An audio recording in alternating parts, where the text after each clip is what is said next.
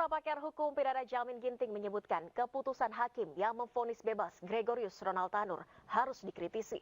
Jamin mempertanyakan mengapa tak ada satupun pasal yang diterapkan dijadikan pertimbangan hakim. Menghormati ya putusan hakim, tapi juga kita harus bisa mengkritisi tentunya apa yang dilakukan oleh hakim ini, majelis. Pertama, saya mau ingin tekankan, ini para korban dan pelaku yang diduga ini, yang sudah diputus bebas ini, mereka sama-sama mengkonsumsi alkohol, begitu ya. Dan ada pertengkaran di lift. Setelah itu, pertengkaran di lift berlanjut ke parkiran.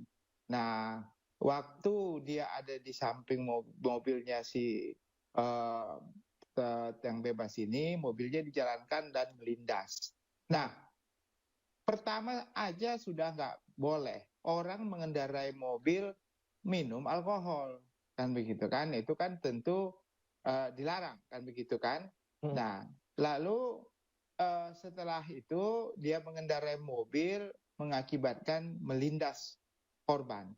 Dan hasil visum et repertum memang ditemukan adanya kerusakan di tubuh daripada korban ini karena lindasan tersebut ya.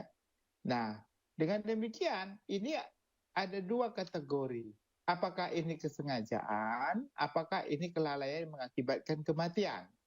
Nah, jadi pasal itu sebenarnya sudah ada dalam surat dakwaan 338, 351 ayat 3, dan 359. Sayangnya, semua pasal yang sudah diterapkan tadi, tidak satu pun yang menurut majelis hakim memenuhi unsur.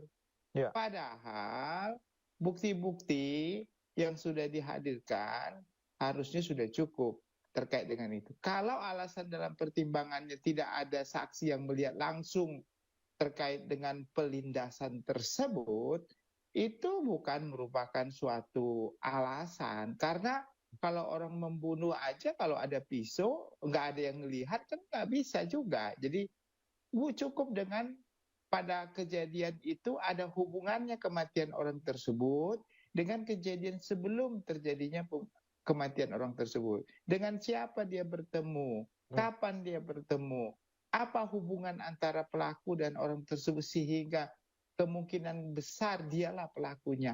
Itu harus diuraikan dan dipertemukan begitu. Nah, kalau sudah dilihat ini berarti ada yang namanya circumstances evidence yang saling berkaitan begitu ya. Nah, ini kalau saya lihat, ini kecenderungannya kalaupun dia tidak ada niat untuk membunuh karena mereka berkelahi di lift, lalu cekcok ya, biasa sama-sama mabuk begitu, maka kemungkinan besarnya adalah kelalaian yang mengakibatkan kematian. Orang mabuk, nyetir, lalu nggak dilihat di sebelahnya ada orang lain, lalu kelindas.